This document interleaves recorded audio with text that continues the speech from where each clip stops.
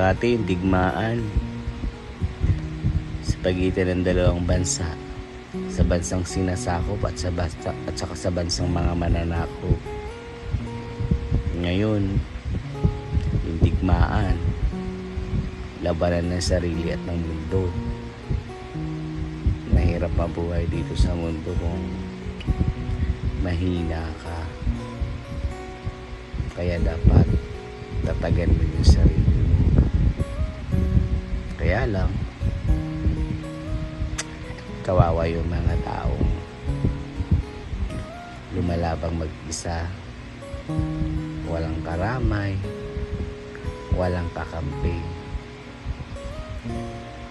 Yung nangangarap kang mag-isa, yung nangangarap ka para mailagay mo yung sarili mo sa maayos, pero